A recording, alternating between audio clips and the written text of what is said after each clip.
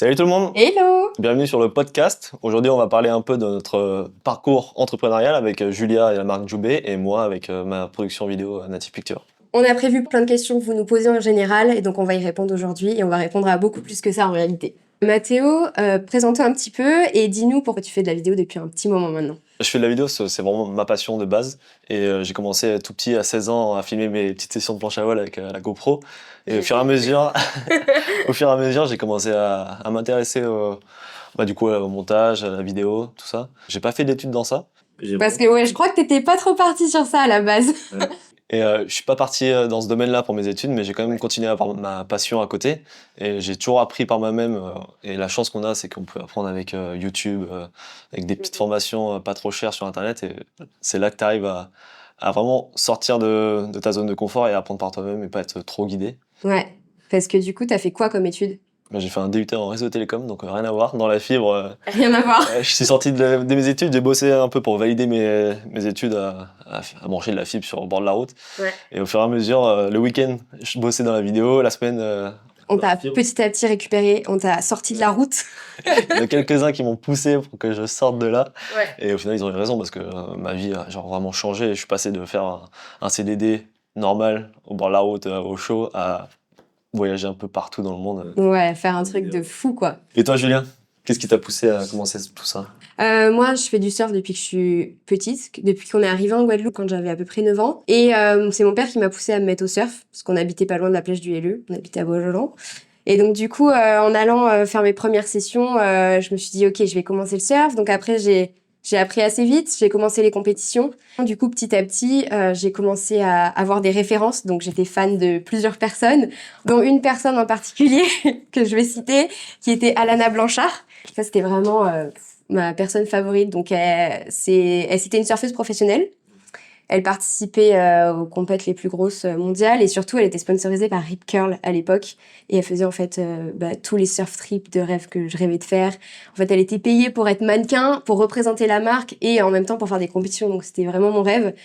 Et après, je suis partie faire mes études en France et j'avais toujours cette idée de maillot de bain en tête.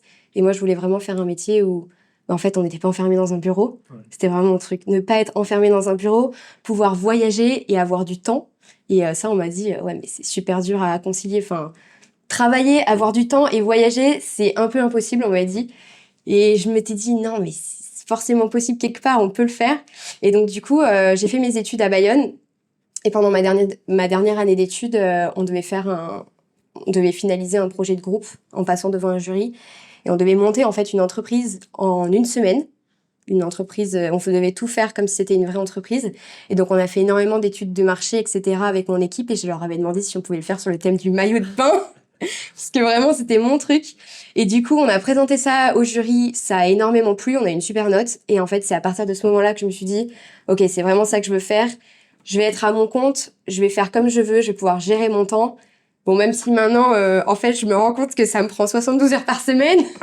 Mais au moins, je me lève quand je veux, je fais ce que je veux et je crée vraiment l'environnement que je veux. Donc voilà. Ouais. Mais c'est là où un projet passionnant comme ça, l'importance de la passion, parce que tu passes... Ouais. T'as pas l'impression de travailler, en fait. T'as pas l'impression de travailler, mais tu travailles 2 fois plus que quelqu'un qui bosserait en tant que salarié. Ouais. Mais au final, c'est pas dérangeant parce que justement, comme c'est un métier passion, quand tu travailles, t'as vraiment pas l'impression de travailler. Donc c'est pour ça que tu peux y passer vraiment des heures et des heures. Enfin, moi... hier encore jusqu'à minuit, j'étais en train de travailler, tu vois. Donc vraiment, ça me dérange pas du tout. Quand c'est un truc qu'on aime faire. C'est ça. Je pense que c'est important au début de se mettre à fond dedans, quitte à pas compter ses heures, parce que c'est le début qui compte. Alors, au début, faut pas compter ses heures. Je pense que toi non plus, t'as pas compté tes heures au début. Pas. Tu bosses. Tu bosses ou t'apprends. T'apprends. Comment on s'est rencontrés? Moi, je sais, j'ai ma version, mais est-ce qu'on a la même? On s'est rencontrés... Moi, je te connaissais un peu, parce que t'étais dans le groupe des surfeurs. Moi, j'étais plus dans le groupe des planchistes. Planchistes, ouais. Mais bon. Mais je t'ai croisé à l'eau quelques fois, tout ça. Ouais. Je te sens jamais trop te parler. Et la première fois qu'on s'est vraiment rencontrés, c'était pendant... Je t'avais proposé de faire un petit shoot de surf. Ouais, tu demandais à plusieurs personnes de temps en temps de faire des petits shoots, comme ça tu pouvais apprendre. Passion pour apprendre. Ouais, exactement. Je t'avais demandé. C'est avec toi que j'ai fait mes premiers... Alors, pas que, mais j'ai fait essentiellement mes premiers shoots avec toi. Ah ouais? Ouais. Ouais. Et c'est hyper dur d'être facecam et de prendre des photos, c'est super dur. Mais ça m'a appris plein de trucs de faire ça. Et du coup, toi aussi. Ouais, carrément. Donc, on s'est connus comme ça. Et après, un peu mieux. Parce que là, Un peu trop. Non, un peu mieux par rapport à Antoine, du coup. Ouais. Où moi, je le filmais pour des projets windsurf et toi, tu t'es mis avec lui. Ouais. Et c'est là où... Non, ce qui est hyper cool, c'est que du coup, au début, c'est Antoine qui avait le budget du coup pour t'amener sur les compétitions pour que tu puisses le filmer et le suivre. Et moi, du coup, je venais avec lui parce que bah, ça me faisait voyager et que voilà, en même temps, je profitais de voir les compétitions et tout ça et de voyager en même temps. Et du coup, maintenant, c'est moi qui t'amène en trip. C'est moi qui t'amène en trip et on fait des voyages pour faire les shootings photos maintenant. C'est ça qui est ouf. Mais c'est ouf que, genre, sur 3 personnes, on soit tombé sur le truc que le trio gagnant, Ouais, où les, c'est trop bien. les 3 sont bénéficiaires des autres. Bah, on essaye toujours d'aller dans des endroits du coup où ça nous va à tous les trois, entre guillemets. En général, quand il y a une compète de windsurf, de toute manière, c'est là où il y a des vagues, donc moi ça m'arrange parce que comme ça je peux surfer. Et en même temps, c'est souvent des endroits comme Hawaï, Fidji, on a fait quoi d'autre? On n'a pas fait Zilt en Allemagne. Hein. Non, mais ça je ferai pas. Ça c'est la seule compétition où je ne viendrai pas avec vous. Sinon, il y a quoi? Il y a les Canaries, on a fait quand même des trucs cool aux Canaries. Mais ouais, on a pas mal voyagé. Et le prochain voyage, les billets sont déjà pris, mais c'est secret. Ouais. On pourra pas dire. Pour ceux qui ne te connaissent pas, est-ce que tu peux résumer rapidement ton activité? Ouais, alors, concrètement, j'ai du coup créé ma marque de maillot de bain. Donc, je design, je fais toute la partie création, moi. Donc, je design vraiment toutes les nouvelles collections, tous les nouveaux maillots de bain. Ensuite, j'ai toute une équipe derrière qui m'aide à faire tout le prototypage, en fait, à faire un maillot de bain de A à Z tout simplement. Donc tout est fait surtout en Guadeloupe, c'est ça qui est hyper important pour moi. On a notre atelier, on a 5 couturières et le principe de mes maillots de bain, c'est qu'ils sont réversibles. Donc tu peux les porter des deux côtés et ils sont hyper colorés. Et ils sont surtout assez originaux parce que c'est moi qui dessine du coup tous les motifs que tu retrouveras nulle part. Et très très cool aussi, c'est qu'on fait des maillots designés pour le surf. Vu que je suis une surfeuse, c'était hyper important pour moi. Logique. Donc du coup, j'ai créé des maillots de bain qui maintiennent vraiment dans l'eau. Donc les petites combis de surf, les une pièce. Ça, c'est des trucs que moi, je mets tout le temps quand je surfe. Mais je voulais pas que ça soit des maillots de bain noirs. Parce que moi, je me rappelle quand mes coachs, ils me filmaient, ou mes parents, ils me filmaient, moi, mon père, il me disait toujours, mais il y a trop de monde à l'eau, j'ai pas toutes tes vagues, parce que je savais pas si c'était toi ou pas sur la vague, tout le monde est en noir, on vous différencie pas. Et j'avais pas du tout envie que ça se passe comme ça pour mes maillots. Donc du coup, j'ai fait des maillots ultra colorés, comme ça, il peut plus louper mes vagues. Voilà.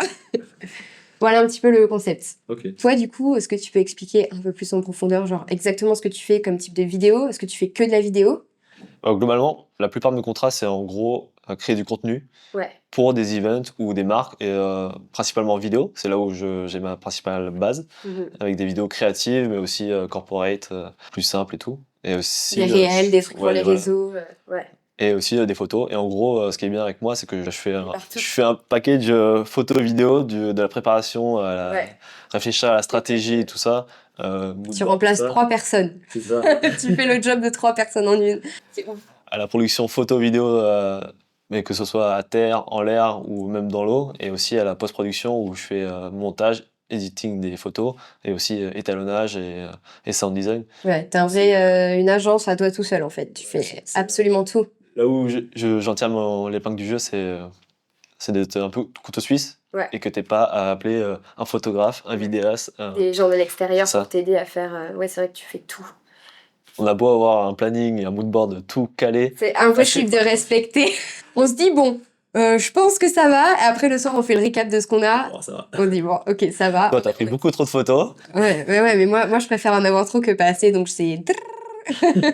Il y a une question assez intéressante qu'on nous a posée, c'est comment on se départage le travail. Parce que je suis la créatrice de la marque, toi t'es le vidéaste, mais c'est vrai que sur les shootings, on n'a pas qu'une casquette, on fait un peu tout. Moi dans la marque, j'avais pas encore 10 personnes qui peuvent être là sur un shooting pour m'aider avec une assistante, quelqu'un pour la lumière, quelqu'un pour les backstage.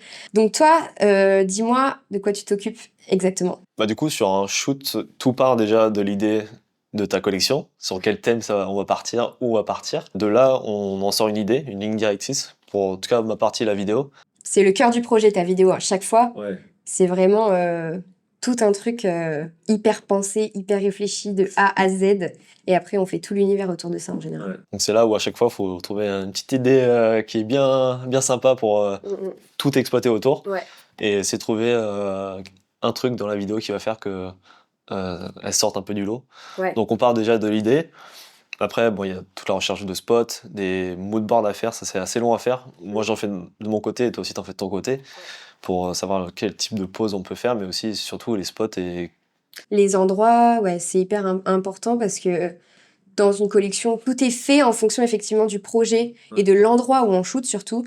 Donc en général, je choisis d'abord l'endroit où on va shooter et en fonction de l'endroit, je choisis après mes couleurs et toute la DA qui va autour, tout le mood. Moi, de mon côté, je fais les moodboards photos pour les poses, mais aussi pour tout ce qui est environnement, où est-ce qu'on va shooter, etc. Et quand on arrive sur place, c'est ça surtout, parce que quand tout ça c'est fait, c'est génial, on a tous les maillots qui sont prêts, on prend les valises, on s'en va à l'autre bout du monde. Et après, c'est surtout qu'on récupère en chemin les mannequins. Ouais. Alors, soit elles partent avec nous directement d'ici, soit on prend d'autres mannequins qui nous rejoignent sur place, ou alors des mannequins qui sont déjà sur place. Mais en général, on aime bien garder notre team quand même. Ouais. Là, pour le prochain shooting, je suis contente. On va garder notre team et on part tous ensemble. Et du coup, sur place, comment ça se passe? Bah, déjà, on a un planning des spots à shooter avec les heures qu'on essaye au mieux de respecter. Ouais, c'est genre Et c'est toujours pas facile, Ouais. toujours des aléas. Mm. Mais en général, ça se passe plutôt bien. Ouais, c'est ça. Moi, je fais toutes les photos. Toi, tu gères les vidéos. Ouais. Des fois, quand même, un peu les photos, comme j'ai pas tout. Ce qui est compliqué au début, c'est de alterner et de... moi, il faut que j'essaie de montrer le plus de maillots possible. Donc, quand toi, tu fais les photos avec ton moodboard, bah, moi, après, il faut que je les chope pour... C'est ça. En général, je commence avec les photos. Je commence avec les photos, soit avec une, deux mannequins ou les trois en même temps. Et dès que j'ai fini avec une, du coup, je te la passe. Et toi, tu fais les vidéos avec. Et on essaie de faire un roulement comme ça. Et du coup, moi, j'ai ma partie vidéo avec mes plans à faire pour la vidéo finale, mais aussi, je te fais des vidéos pour avoir que toi, t'aies des reels. Ouais, qui sont du coup pas forcément les mêmes que les photos pour pas qu'on ait les mêmes angles de vue ou toujours les mêmes plans parce que c'est vrai qu'aussi quand on sort d'un shooting on a 14 000 photos et 300 gigas de vidéos, c'est juste énorme et on trie tout ça, mais c'est vrai qu'au bout d'une semaine, quand on fait que poster, quand la nouvelle collection elle sort et qu'on poste tout, bah, les gens ils ont déjà vu disons la moitié de tout ce qu'on a fait avec les paysages et tout. Il faut pas qu'ils se lassent quoi. Ouais. Donc c'est pour ça que toi des fois tu prends d'autres angles de vue que j'aurais pas en photo, pour qu'il y ait de la nouveauté et autre chose. Je pense que la collection Hawaï là qu'on a sortie, on n'était pas sûr à chaque journée, hein. On n'était pas trop sûr de ce qu'on avait, si les plans étaient bons, parce que la météo aussi c'était pas ça. On a déjà eu notre problème de météo. Ouais. On arrive dans un endroit où déjà on parle pas trop la langue native, du coup ça rajoute une petite difficulté, plus avec les modèles qui parlent pas forcément français. Donc c'était une embrouille en fait parce qu'il y avait une mannequin, Lou, qui parlait français, enfin elle parle français mais elle est américaine donc elle parle anglais, mais en fait c'était hyper compliqué parce que du coup moi, je te parlais pour t'expliquer ce qu'on allait faire. Et après, je parlais à Lou en français. Et en même temps, je parlais en anglais au mannequin. Et du coup, en même temps, moi, dans ma tête, j'étais en train de me dire, OK, il faut que tu fasses ça, ça, ça. Mais je savais plus dans quelle langue réfléchir. Genre, c'était horrible. Et après, à la fin de la journée, c'est mal de tête assuré, quoi. Et c'est là où on voit la différence entre un shoot où on prend les modèles qu'on a l'habitude qui sont locaux en Guadeloupe et un shoot où on prend des modèles qu'on connaît pas forcément trop. C'est sûr, c'est la facilité. Il y a une facilité, une habitude. Enfin ouais, même les filles, elles ont l'habitude de shooter avec nous, elles savent exactement comment poser, ce qu'on aime, ce qu'on n'aime pas, leur profil, Enfin voilà, c'est facile. Si tu devais tout refaire, est-ce que tu referais exactement la même chose? Avant d'aller faire mes études, je savais que j'avais ma passion pour la vidéo, mais j'étais pas encore assez certain pour me dire, ok, je fonce dans une école de ciné. J'avais pas encore ce c'est vrai goût. que je te vois bien dans une école de ciné. Ouais. Mais école de ciné, c'est soit tu vas à Paris et là tu chopes un gros coup de Guadeloupe-Paris, c'est pas du tout le même environnement. Ouais, non. Et c'est sur concours et j'étais pas encore assez passionné par le cinéma pour y aller. Et sinon après t'as des écoles privées, mais ça devient vite super cher. Ouais, ça coûte cher. Et surtout c'est fait pour bosser dans des grosses boîtes de prod. Et en Guadeloupe, pour l'instant, même ce que je fais, ce qui me plaît, c'est plus des trucs d'indépendants. Et c'est là où j'ai appris tout par moi-même. Donc, et c'est ça aussi qui est bien, c'est que tu t'es formé par toi-même, donc du coup, tu as appris vraiment les trucs de A à Z. Tu connais toutes les fonctionnalités, je veux dire, ton appareil photo, tu le connais par cœur. C'est aussi cool de faire comme ça, parce que quand c'est quelqu'un d'autre qui t'apprend, t'as pas forcément la même motivation. Ouais. Que quand c'est toi qui le fais par toi-même. Ouais, t'as plus d'ambition, tu vois. Et c'est toi et tes problèmes, quoi. Ouais. Là où je referais pareil, c'est de tout apprendre par moi-même sur Internet, tout ça, autodidacte. Et ce que je ferais différemment, c'est je sais pas si j'aurais refait un DUT en réseau et télécom. Surtout que Oui. c'était l'année du Covid, du coup c'était la Oui. pire année pour faire les études. Mais bon. Et toutes les étapes que j'ai faites, elles m'ont vraiment appris quelque chose parce qu'en fait, pour monter ma marque de maillot, en fait, c'est fou parce que j'ai l'impression que toutes les étapes que j'ai eues, ça a été fait pour m'amener ici, tu vois. J'ai l'impression que c'était obligé que j'aille, que je crée ça en fait, ou que je crée quelque chose en général. Parce que pour créer cette marque, bah, à un moment donné, en fait, il m'est arrivé des trucs trop improbables. Genre, j'étais en trip bateau avec ma meilleure amie et sur le Kata, en pleine croisière, on m'appelle pour me dire Ah, mais j'ai du job pour toi à Saint-Barth. C'était pareil, en plein Ouais. Covid, à la Croix-Rouge, je viens travailler et tout. Et je me dis, bon, bah, ok, je quitte tout, je quitte je quitte la croisière dans laquelle on était en trip. Et puis, direction Saint-Barth direct. Et puis là, je travaille pendant 2 mois là-bas. Et en fait, c'est grâce à ce travail-là que je vais récolter 1 500 € et qu'après, je vais les investir pour créer Choubé. Ouais. Tu vois, en fait, toutes les étapes, elles m'ont servi vraiment à faire quelque chose. Pareil, l'école, elle m'a appris énormément de choses. En réalité, en plus, l'école que j'ai fait, Tech Deco, c'était le dernier truc que je voulais faire. Je te jure, sur Parcoursup, en sortant du bac, j'avais mis plein de trucs. Plein de trucs. Et je voulais même pas mettre le DUT que j'ai fait au final. Et c'est ma mère qui m'a dit, mais si, mets-le quand même au cas où, on sait jamais, tu vois, si jamais t'es pas pris dans d'autres endroits. Et en fait, j'avais été pris partout. Même au STAPS de Anglette où il y avait que 50 places. Enfin, j'avais été pris vraiment partout. Et finalement, c'est le truc que je voulais pas faire que j'ai choisi. Tu vois? Donc j'avais bien fait de le mettre finalement. Et en fait, je regrette pas parce que ça m'a appris plein de trucs, toutes les bases. Donc en fait, toutes les étapes que j'ai fait m'ont amené là et j'aurais rien remis en question par rapport à ça. J'aurais tout refait pareil, je pense. De toute façon, je pense pas qu'il y ait de mauvais chemins. Si t'en es là aujourd'hui ou même moi, c'est parce qu'il y a eu des expériences passées qui ont fait qu'on est là. Ouais. Moi, si j'ai travaillé dans la fibre pendant 9 mois et que ça m'a fait chier, bah, j'en suis encore plus content maintenant de faire ce Mais que je fais c'est maintenant. ça aussi qui t'a permis peut-être d'acheter ton premier Ouais, matos. c'est pour ça que j'ai travaillé là-dedans. Ouais. J'ai vendu mon kite du matos pour m'acheter mes premières caméras. Et c'est... Ouais, tu vois, bah, C'est la suite. tu vois, sans ça, t'aurais peut-être pas pu. Ouais, tu vois, c'est la suite. Non, c'est cool. Et du coup, pourquoi tu t'es lancé un peu dans le Made in Guadeloupe pour ta marque et pas fabriquer à l'étranger et prendre le choix de la facilité? En fait, je voulais surtout que ça soit fabriqué en Guadeloupe parce que bah, ça me tenait à cœur déjà de le faire ici. Et pour moi, c'était plus facile aussi la proximité. C'est-à-dire d'être autour, d'avoir aussi un œil dessus et en fait de pouvoir changer un peu d'idée quand je veux parce que je sais que je suis assez indécise dans ce que je fais en général. Ça, j'ai vu Tu le ça. sais, voilà. Et donc du coup, je peux changer des trucs assez rapidement. On peut faire des prototypes en 2 jours, enfin même en une journée, on peut faire un prototype, l'essayer, améliorer. Et en fait, je trouve que pour le développement, c'est hyper important d'être à proximité. J'avais pas envie, j'ai lu trop de stories en mode d'autres créateurs qui font faire ailleurs et qui disent oh j'ai reçu toute la marchandise mais il y a tout qui est faux, tout est pas bon, toutes les tailles sont pas bonnes, il y a des défauts, etc. Moi j'avais pas du tout envie que ça m'arrive. Et pourtant on a essayé de faire en France. Et même en France, on a eu ce genre de défaut-là et on a été super déçus. Donc je me suis dit, ouais, non, le mieux, c'est vraiment de faire ça ici. Mais c'était un sacré défi parce qu'ici, il n'y a aucun atelier de fabrication de maillots de bain en réalité. Donc on a dû tout monter, enfin tout monter. On a trouvé au tout début notre toute première couturière qui nous a aidés. Au début, on savait pas du tout comment faire du patronage, comment faire des gradations de taille, enfin une taille XS, à quoi ça correspondait réellement.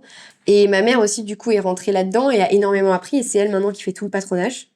Et après, on a trouvé une deuxième couturière qui est devenue aujourd'hui la couturière en chef et du coup qui a formé toutes les autres couturières qu'on a maintenant. Donc maintenant, elles sont 5 au total.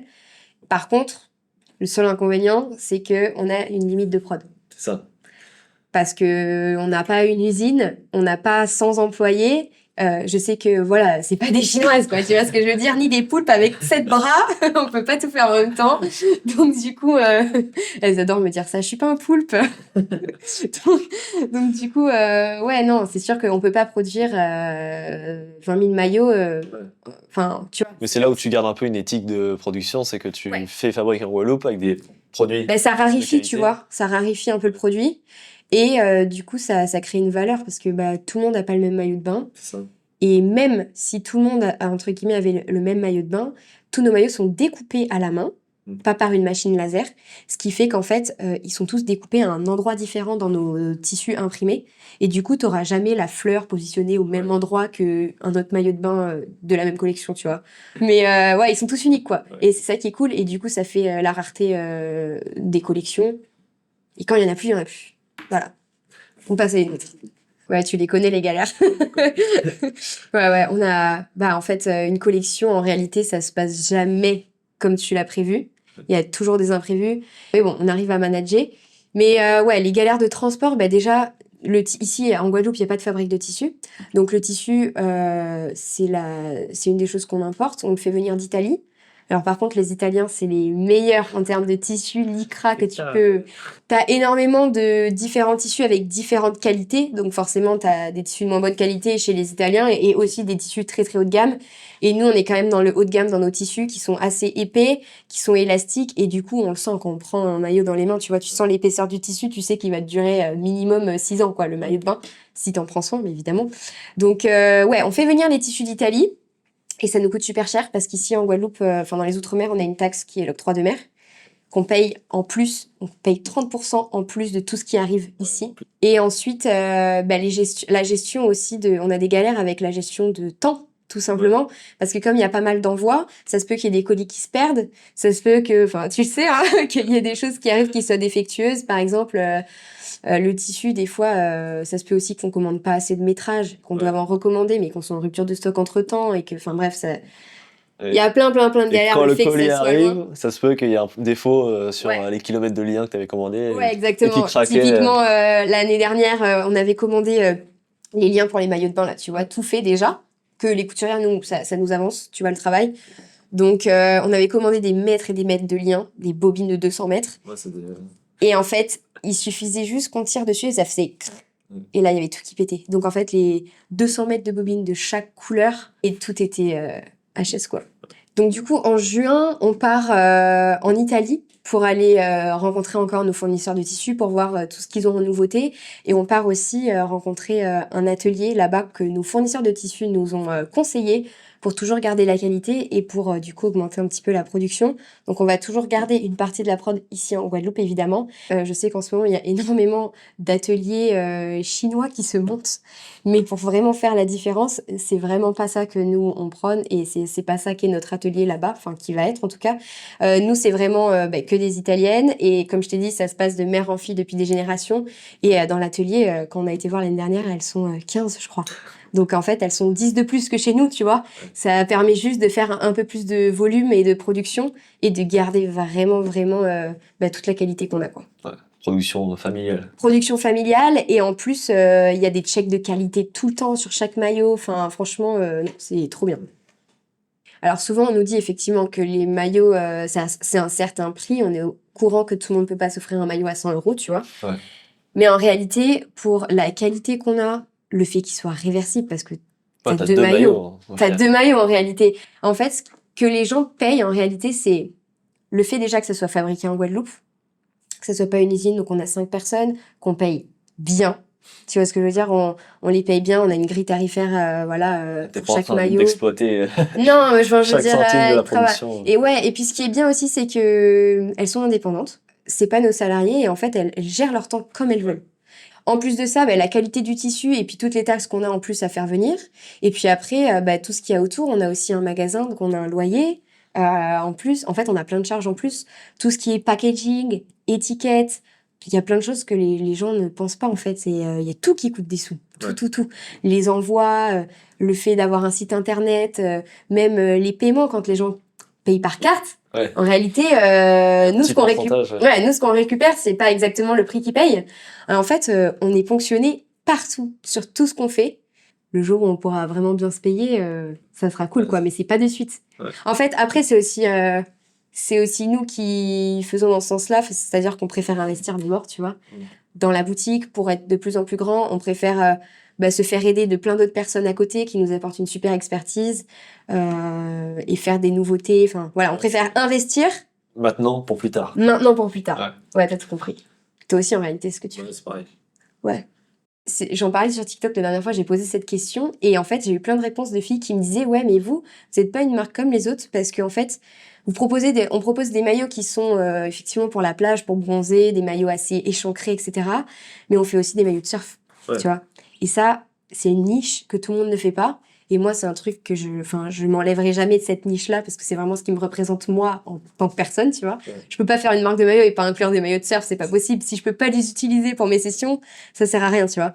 Et donc, ouais, des maillots de surf et le fait que ça soit réversible et le fait que ça soit fabriqué ici aussi, c'est ça qui nous différencie, tu vois. Surtout pour un prix au final qui est pas plus cher que les marques Ben qui sont non, en fabriquées fait, en masse. non, mais complètement. En fait, on est au même prix que, ouais, je cite les marques ou pas? Non, mais on est au même prix que des marques ultra connues, je veux dire, comme style Roxy, Billabong, Pain de sucre, même Pain de sucre, ils sont 10 fois plus chers que nous. Ouais. Et ils font pas de réversible. Et ils font pas produire en local, tu vois ce que je veux dire? Donc, non, on arrive à être assez concurrentiel et je pense que les gens s'en rendent pas forcément compte. Et pour eux, effectivement, 100 euros, ça reste un budget, ça, je suis complètement d'accord.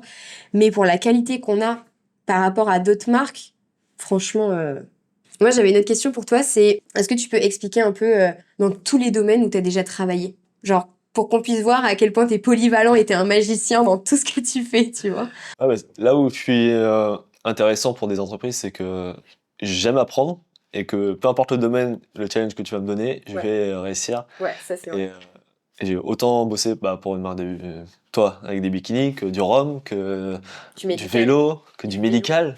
Et à chaque fois, les clients ils sont super contents parce que même si c'est la première fois que je le fais, je vais je vais m'entraîner avant, je vais trouver des super inspi et je vais toujours me donner à 100, Et 150%. c'est ce qui fait qu'après, ils sont hyper contents, ils te recommandent. Et c'est là où le bouche à oreille a sa vraie importance parce Ouais. qu'après, t'es recommandé partout. Et tes vidéos, elles sont assez reconnaissables parce que t'as ton petit grain. Ouais. Comme tu disais, tu mets vachement d'émotion ou alors t'essayes de jouer avec la musique. Enfin, t'as un peu une sauce secrète là que tu mets dans toutes tes vidéos. Et c'est vrai qu'on te reconnaît pas mal. Enfin, on sait que on met deux vidéos à côté. Moi, je sais, enfin après, je travaille avec toi, mais je sais laquelle est la tienne et laquelle ne l'est pas, tu vois. Et surtout avec toi, on fait un style de vidéo qui est quand même assez reconnaissable. Oui, c'est Mais pour d'autres produits à mettre en avant ou des événements, j'arrive à mettre ma patte artistique tout en... Ouais. Non mais moi, il y a des trucs que t'as fait, il y a des projets que t'as fait, je savais même pas que tu savais faire ça, hein. Genre la pub que t'as fait pour le vélo à Decathlon. Ouais. Non mais Clairement, ce projet-là, je n'ai c'est ouf, jamais ce shooté projet. en studio. Non, j'ai jamais utilisé mes lumières pour faire de la production avec des jeux de lumière. mais- Premier shoot studio de vélo, de tout. c'est ouf. Je suis arrivé avec une idée, un moodboard bien précis de ce que je voulais faire. Et ouais, je me suis donné à 200%. Non mais pour ceux qui sont pas au courant, explique le projet que c'était parce que c'est ouf. Mais en gros, c'était annoncer l'entrée d'un athlète dans la team vélo de Decathlon. Ouais. Il voulait une vidéo studio pour présenter et faire le reveal de la personne. En fait, t'as dû faire un truc hyper en mouvement dans un studio où il y avait juste un mec qui pédalait sur un vélo. C'est ça. Et en fait, ta vidéo, elle est hyper... Enfin, faudrait que tu la mettes en exemple parce que ça bouge de partout et tout. On a l'impression qu'il y a grave de l'action, alors qu'en réalité, il y avait juste un vélo posé comme ça et un mec qui pédalait dessus, c'est tout. Ouais. Et genre, c'est toi qui as créé tous les effets, quoi. Et quand j'ai vu la vidéo, j'étais là, waouh, ok, c'est next level quand même. C'est là où je dis on peut faire beaucoup avec peu parce qu'on a eu même pas 2 heures pour faire ça. J'ai eu, je crois que j'ai fait le montage 3 jours après, ils avaient le rendu vidéo.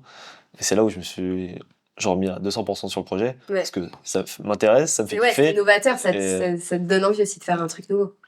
Et chaque projet, peu importe si t'es bien payé ou c'est intéressant ou pas, faut quand même se donner à 100%. Nous, nos vidéos, elles font, quand on sort une collection, c'est toi qui les fais, elles font 1 minute 30. Ouais. Donc c'est très court en réalité, 1 minute 30. Est-ce que tu peux dire tout ce qu'il y a derrière cette vidéo? Plus la vidéo est courte, plus c'est compliqué. Ah Il faut réussir à faire rentrer plein de trucs dans très peu de temps sans mettre du clip où ça change toutes les secondes et tu comprends rien mais t'as tout vu. Ouais, Donc c'est vrai faire qu'en ressentir une émotion. dur. Et donc il y a la recherche d'idées. Après il y a toute la recherche du mood board, écrire l'histoire. Ça fait 3 collections que maintenant j'arrive sur le shoot avec un mood board et un storytelling avec tous les plans. Je sais quel plan faire. à Plan chaque- par plan, exactement, c'est exactement. Donc je suis pas en train ça. de réfléchir sur le spot, même s'il faut quand même toujours réfléchir, il faut trouver des idées Ouais. et s'adapter au spot. Mais déjà, juste de faire le mood board, par exemple, ça te prend Ouais. combien de temps? Enfin, tu le fais. Bah, Ce travail, tu le fais tout en amont, En tu général, vois. pour une vidéo de 2030, ça prend une journée de faire un mood board, de trouver les images, les inspi de plans par rapport qui collent bien au spot, pour bien montrer le produit Ouais. et aussi que ça fasse rêver les gens. Donc déjà, t'as une journée entière Ouais. sans avoir fait de vidéo, juste à chercher les moodboards. Ensuite, on arrive sur le shooting et nous, en général, on a 3 jours de shoot. Après, pour les autres entreprises, ça peut être une journée en studio ou 2 jours dans une romerie ou Ouais, un truc comme ça. Et du coup, ouais, sur le shoot, j'essaye de respecter au mieux mon storytelling, Ouais. de bien cocher tout ce que j'ai fait et pas fait. Mais tu vois, à Hawaï, là, on a bien vu, on a fait des spots on n'a pas fait des spots qu'on devait faire, on a fait des spots qu'on devait pas faire. Du coup, je me suis retrouvé avec des trucs en plus et des trucs en moins. Donc, c'est là où j'ai dû m'adapter en post-prod, où déjà, il y a un gros travail de tri, parce qu'il y a plein de rushs, plein d'images. Il faut sélectionner les meilleurs. Il y a la recherche de musique aussi. Ouais, la recherche de musique, Ça super vient important. en- Super important. Ça vient en pré-production. Ouais. Et c'est hyper important. Je choisis d'abord ma musique et après je calque mon storytelling dessus Ouais. pour avoir le bon rythme. C'est vraiment super important. Et du coup, il y a caler la vidéo. En soi, quand tu fais ton storyboard, Du coup, c'est catastrophique quand je te change la musique de la vidéo. Je ferai plus attention. Mais à chaque fois, on trouve une autre musique après avoir fait tout le projet. Mais quand tu as tout le storytelling et tu as déjà filmé les images, en gros, tu les appliques et ça te donne déjà une première version. Et c'est là où tu te rends compte qu'est-ce que tu peux modifier. Et une fois que tu as déjà tout calé, il y a tout le sound design à faire, les effets de whoosh, de vagues. Ça, je pense que les gens se rendent pas compte de ce travail-là parce que dans une vidéo, on n'y fait pas Enfin, nous, quand on la regarde, tu vois, d'un œil extérieur, on se rend pas forcément compte de tous les bruitages qu'il peut y avoir derrière. Mais quand c'est bien fait, tu le remarques pas. Ouais, c'est ça. Par exemple, il y a une vague, il y a un bruit d'eau, un bruit de vague, une vague qui casse, le vent. Des fois, on entend, des fois, on peut entendre des oiseaux, des fois, dans les vidéos, tu vois. Et ça, on s'en rend pas compte. Mais c'est pareil pour les couleurs. Tu te dis, ah, elle est jolie l'image, mais tu te dis pas qu'il y a 4 effets derrière, 4 masques. Il y a un étalonnage de ouf derrière. Donc, ça, c'est la post-prod, du coup. Ouais, mais du coup, sur toute la post-prod, t'as une journée juste pour trier les rushs et voir ce qui va ou ce qui va pas. T'as une journée de montage avec les retours. On se fait des retours et tout. Ouais. Et après, t'as une bonne demi-journée de sound design, une bonne demi-journée d'étalonnage. Ouais, donc un projet vidéo, c'est pas ce que les gens pensent quand ils te disent ah bah tu viens au studio, tu shootes 2 heures et tu nous envoies la vidéo quoi. Enfin, et je pense que voilà, il faut se rendre compte de tout le travail qu'il y a derrière. Et étalé au taux horaire, en fait, t'es comme quelqu'un de normal. Ouais. Est-ce que tu peux aussi nous expliquer pourquoi c'est bien d'investir du coup dans un vidéaste quand t'as une marque ou une entreprise? Souvent, et même des grands entrepreneurs le disent, faut déléguer ce que tu sais pas forcément bien faire. Ouais, c'est vrai. Et je pense que c'est bien de prendre tous les experts que tu peux, en tout cas, dans les domaines Ou toi tu l'es pas. où tu l'es pas et dont tu as besoin. Mais ce qui est compliqué au début, pour toutes les petites entreprises, on peut pas avoir une agence de com Déjà, ça coûte super cher. ça coûte super cher. C'est prendre un vidéaste ou photographe ou même mieux, quelqu'un qui fait les deux, c'est qu'il te délègue un peu de ça. Et c'est pas juste acheter une vidéo ou dépenser de l'argent pour une vidéo, c'est vraiment investir sur de la visibilité, parce que au final, c'est un peu le nerf de la guerre aujourd'hui. Ouais, maintenant, clairement. Réseau. Sans ça, maintenant, c'est beaucoup plus compliqué d'être connu, tu vois, nationalement ou mondialement, quoi. Faut être visible sur les réseaux, et si tu l'es pas, tes concurrents le seront, donc ils prendront ta part de marché. Donc il y a un gros enjeu à faire, et je pense que là où les entreprises, ou en tout cas les petites PME, ont le plus besoin d'un vidéaste, c'est qu'il intervienne sur un peu de développement de stratégie, de l'ADN de la marque, sur la production vidéo-photo, mais aussi dans l'accompagnement sur les réseaux. Parce que t'as pas forcément le temps, toi, en tant que chef d'entreprise, de publier. Déjà, t'as 5 millions de casquettes, tu fais absolument tout. Donc ouais, s'il y a un truc que tu peux déléguer, c'est vrai que c'est sympa quand même. Justement, de déléguer aussi, ça te permet, ok, tu payes quelque chose, mais en réalité, le temps que tu gagnes, c'est du temps que tu gagnes à faire autre chose et du coup, c'est kiff-kiff quoi. C'est la balance qui se fait. Donc, Ça peut sembler abstrait pour des gens qui sont pas familiers trop au réseau, de se dire c'est que du digital, c'est que des vidéos, est-ce que ça a un réel impact? Et pourtant, ça a vraiment un impact. Tu disais que c'était important aussi d'accompagner après dans la création de contenu. Toi, tu fais la création de contenu, donc tu fais les vidéos, aussi des photos, et tu disais que c'était aussi important que les patrons, entre guillemets, délèguent un peu tout ce qui est réseaux sociaux. Est-ce que toi, du coup, tu veux te lancer aussi là-dedans? Ouais, des fois, je bosse avec des agences de com qui bossent pour des grosses boîtes et du coup, là, j'interviens uniquement en tant que création vidéo, photo. Ouais. Mais j'interviens aussi pour des petites PME ou des gens qui n'ont pas forcément le temps de gérer les réseaux. Donc, de voir un peu la stratégie, l'ADN, Ce qu'ils veulent mettre en la place. production et aussi un accompagnement sur la... Donc ça, tu peux le proposer, de faire un accompagnement. Ça, c'est nouveau, ça. Hein. Ouais. C'est bien, ok. On est en avant-première de ce que tu proposes, c'est cool. J'ai toujours trop vu des gens qui payaient pour des produits, enfin vidéo, photo, qui reçoivent et après qui savent pas comment gérer le truc. Ouais. Et du coup, En fait, ils les postent pas. Et c'est là où tu gaspilles de l'argent. Bah oui. Alors que si tu as un vrai accompagnement, c'est un investissement et tu vas faire x2 sur ce que tu as payé. Ouais, clair. Là, tu vas bientôt fêter tes 5 ans de la marque. Ouais. Mais du coup, ça fait aussi 5 ans qu'on commence On bosse ensemble, exactement. Est-ce que tu te souviens du premier shoot qu'on a fait? Ah oui. Bah, rien à voir avec ce qu'on fait aujourd'hui parce que on n'était pas du tout expérimentés en réalité au premier shooting. On était déjà pour le shooting, on était beaucoup trop de mannequins. Elles étaient beaucoup trop de mannequins, les filles. Et en fait, on savait pas que plus il y avait de mannequins, plus c'était dur à gérer. Je crois qu'elles étaient, je sais pas, 5, 6, 5, quelque chose comme ça. Et du coup, t'as pris tes premières vraies photos d'entreprise, non, avec nous? Ou t'avais déjà fait des entreprises? Non, j'avais déjà commencé un peu, mais c'était vachement dans le domaine nautique, comme je fais d'habitude. Et là... Ouais, c'était planche à voile et tout. Mais voilà, du coup, ça sentait un peu de ma zone de confort. Mm. Et ouais, c'est vrai que c'était que de l'apprentissage pour nous. On a shooté sur la plage des Salines et en fait moi j'avais une idée dans la tête et tout de ce que je voulais. Et en fait quand on est sorti des photos, ça donnait pas du tout ce que je voulais dans ma tête. Ça faisait très photo magazine avec un fond vide. Par rapport à ce premier shooting, moi j'ai vachement appris et je me suis dit ok je veux plus reproduire ça. Faudra que tu mettes des photos du premier shoot. Hein. Moi je les ai sur mon téléphone. Mais ouais, donc, il y a ça n'a rien à tout voir. l'univers, la façon de faire, on s'habitue. Toutes les erreurs qu'on a déjà faites, on les refait plus et on fait que apprendre. On sait exactement ce qu'on va penser et au final, on n'a jamais été en désaccord sur des idées. On a évolué ensemble. Et en fait, tu sais quoi, le premier shooting, c'était super dur de te dire que les photos, c'était pas du tout ce que j'imaginais dans ma tête. J'étais là. J'avais capté, hein. Comment je vais lui dire? En plus, l'erreur que j'avais fait, mon Dieu. Jamais faire ça avec un photographe. J'avais demandé d'envoyer les images en RAW. Parce que du coup, je voulais essayer sur Lightroom avec mes petites modifs d'essayer de rendre le truc comme j'avais dans ma tête. On a appris et ça fait combien? 3-4 collections là que vraiment on a step up sur. Ouais, sur les vidéos avec du coup tout ce qu'on fait, les scripts et tout. Même au début, c'est moi qui faisais photo pour le premier. Après, j'ai fait photo et vidéo. En fait, non, mais ce qu'il faut savoir, c'est que toi, au début, tu faisais absolument tout. T'étais un vrai couteau suisse. Tu faisais photo, vidéo, tout en même temps sur un shooting en une journée. On faisait des choses. Du coup, tu peux tout faire, mais tu peux pas tout faire bien. Ouais, parfaitement bien. Impossible. Et du coup, maintenant, on bosse ensemble sur les shoots. Donc moi, je fais la partie photo. Du coup, c'est bien parce que tout ce que j'ai en tête, je peux le retranscrire dans mes photos. Ouais. Et toi, maintenant que tu me connais, les vidéos, tu gères quoi. Ouais. C'est vrai qu'on est hyper complémentaires.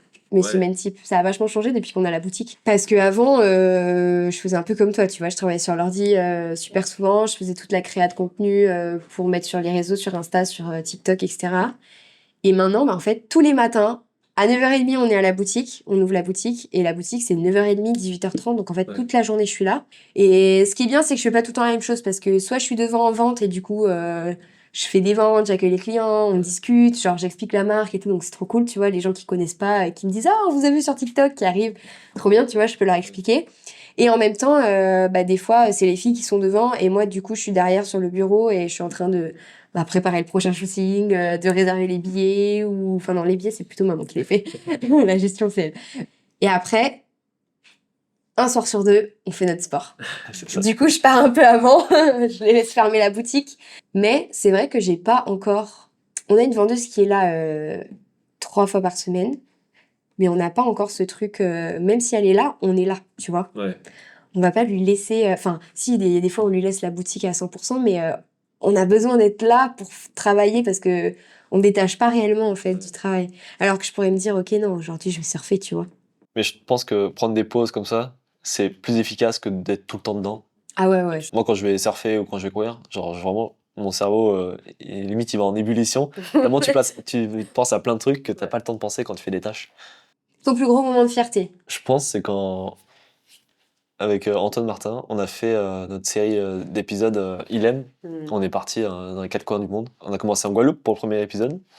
qui n'était pas prévu de faire un épisode, mais avec tous nos petits shoots qu'on avait fait, on avait réussi à faire un épisode et ça avait bien plu. Donc on a fait un deuxième à Fidji, un troisième à Hawaï Incroyable celui-là. et un quatrième à La Réunion.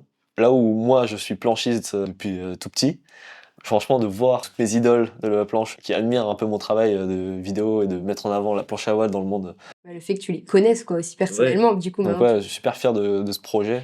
Et au final, c'est pas un projet qui a fait des millions de vues, mais en tout cas, chaque vue, j'ai ressenti et on m'en parle souvent On t'en parle, c'est ça. Mais partout où je vais, en fait, aux compétitions au Chili, à Fidji et tout, on fait, ah mais c'est toi qui fais ça. Ouais, Et je c'est fais, incroyable, ouais, c'est ça. moi. Ouais, ça c'est incroyable. Quand les gens ils te reconnaissent pour le travail que tu fais, c'est ouf. Et franchement, tu peux te concentrer sur le nombre de vues sur tes vidéos, mais si elles sont oubliées le lendemain, ça n'a pas trop d'intérêt. Il faut mieux construire des vrais projets qui sont pas forcément beaucoup vus, mais qui restent dans l'histoire. Alors s'ils sont vus, c'est encore mieux, mais. S'ils sont vus, c'est encore mieux. Mais tu laisses vraiment une trace, je pense, à faire des projets qui restent dans l'humain. Qui ont un sens. Ouais. Est-ce que tu as eu des moments durs dans ces 5 ans là, dans l'entrepreneuriat? Il y a eu plein de moments auxquels je pense. Je pense à un, en réalité, c'est pas le plus dur parce que je savais qu'on allait y arriver. C'est le moment où, en fait, on s'est dit qu'on allait créer une boutique. Au bout de 4 ans, on a créé la première boutique et toutes les économies qu'on avait faites, on a tout mis dans la première boutique et on est reparti à 0. Et c'est là que je me suis dit, waouh, ok, si la boutique ne fonctionne pas, bah, le projet, il s'arrête, en fait. Et surtout, tu savais pas si ça allait marcher. Je savais pas si ça allait fonctionner, mais en réalité, dans ma tête, j'avais pas vraiment de doute parce que, au tout début, quand même, les filles, on n'avait pas de boutique, donc soit elles commandaient sur Internet, quand on a eu le site, soit, en réalité, au tout début, elles venaient carrément à la maison pour faire des essayages de maillots de bain, tu vois. Donc, je me disais, si elles arrivent à se déplacer jusqu'à chez moi, elles pourraient se déplacer jusqu'à une boutique, tu vois ce que je veux dire? Mais, donc, je savais que ça allait marcher, mais ça fait quand même flipper ce moment où, sur le compte, tu retrouves 200 €, tu vois. Ouais. Mais le plus dur, je pense que ça a été sur des moments où on a voulu essayer par exemple le Made in France ou qu'on a eu des galères sur des commandes qui sont arrivées et que les shootings étaient 2 semaines après. J'ai bien pleuré, ouais. Je savais pas comment on allait faire et j'ai bien pleuré et au final on arrive toujours à trouver des solutions mais c'est pas toujours ce que tu veux donc t'es hyper frustré, tu vois, et tu dois trouver 1000 manières de faire autrement les choses. Mais on s'en sort quand même. Moi, mon plus grand moment de fierté, c'est de voir mes tableaux Pinterest se réaliser. Sans blague, je te jure. Parce que, non, mais c'est un accomplissement de ouf. Parce que moi, j'ai plein de tableaux sur Pinterest. J'en ai un, c'est genre business avec tous les goals que j'ai, tu vois, genre tous les objectifs et tout que j'ai. Il y en avait un, je te jure, tu m'aurais dit ça il y a 5 ans, mais je t'aurais dit, mais jamais j'aurais fait ça de ma vie. Parler devant un micro, parler avec un micro devant des centaines de personnes. Ouais. Mais ça, maintenant, comme on fait nos lancements de collection, là, T'es obligé. je suis obligée parce qu'on invite du coup 100 clientes pour découvrir à chaque fois la nouvelle collection. Et je suis obligée de parler devant un micro et d'expliquer pourquoi on a fait cette collection, etc. Et à chaque fois, je suis hyper émue parce que le projet, à chaque fois, on le fait avec tout notre cœur, tu vois. Et quand j'ai vu les photos que t'as fait du dernier événement et que je me dis, ah ouais, j'avais un micro et que là, je vois toutes les personnes et je regarde mon tableau Pinterest et je me dis, oh, mais en fait, j'ai réalisé exactement ce que j'avais dans mon tableau. Et ça, c'est trop un accomplissement, tu vois, de réaliser tes tableaux Pinterest, c'est trop bien. Donc voilà, c'est ma plus grande fierté, je pense. À quel point tu vois l'impact que ça a, toute la production vidéo, photo, sur tes ventes? Bah en fait, c'est hyper impactant parce que les filles, les clientes n'achètent pas un produit, elles achètent tout l'univers qui va avec. Tu vois ce que je veux dire? Sans ces vidéos-là, sans les shootings, enfin tous les voyages et tout qu'on fait autour de la marque, ça resterait un produit parmi tant d'autres assez banal. Et en fait, le fait qu'on crée tout un univers autour de ces vidéos qu'on fait, de toutes les mises en scène, en fait, tout ça, ça sort de nos têtes, tu vois, c'est de la création pure et dure. Et quand les filles voient ce projet-là, mais même des gens qui sont complètement extérieurs et qui sont pas forcément... je sais pas, des fois j'ai des commentaires de gars de 50 ans qui commentent et qui disent waouh, j'ai jamais vu une publicité aussi bien réussie, et j'ai eu des commentaires comme ça, tu vois. Et tu te dis ok, ouais, là t'as bien travaillé parce que t'as pas l'impression que c'est une pub déjà. Ouais. Ça déjà, ça fait toute la diff. C'est purement visuel et comme je te dis, t'as pas l'impression d'acheter en réalité un maillot de bain, t'achètes vraiment tout l'univers qui va avec. Donc c'est beaucoup plus qu'un produit, c'est Ouais, c'est quelque chose d'extraordinaire, ça sort de l'ordinaire. Ouais. Et moi, c'est vraiment... En fait, l'identité de la marque, c'est marrant parce que c'est vraiment mon identité à moi. C'est comme ça que, dans ma tête, je vois le monde, tu vois. Plein de voyages, que des endroits majestueux. Enfin, c'est un peu ce qu'on reflète à travers la marque, tu vois. Donc, ouais, non, je pense que c'est ça que... Les vidéos, c'est hyper impactant par rapport à ça, tu vois. Mais je regarde pas mal de professionnels qui sont dans le domaine de la pub. Genre, les pubs qui marchent le mieux, c'est celles qui racontent une histoire. Et par exemple, il y a une pub pour. Intermarché, ils sont trop forts. Ils sont trop forts avec ça. En fait, tu regardes le truc, parce Un que c'est rêve un film. d'enfant, ouais. Ouais, mais tu regardes Oui, un film en fait. oui, tu Une regardes un histoire. film, c'est ça. Non, mais c'est trop bien. Dans ta carrière de vidéaste, c'est quoi ton plus grand rêve? De progresser de plus en plus. Je pense que je suis un éternel un peu insatisfait sur la qualité de ce que je fais. Pas comme- Toujours envie de faire mieux. Ouais. Et en plus, j'essaie de me mettre des exigences qui sont assez hautes. Parce que j'ai envie de viser un peu le top du panier.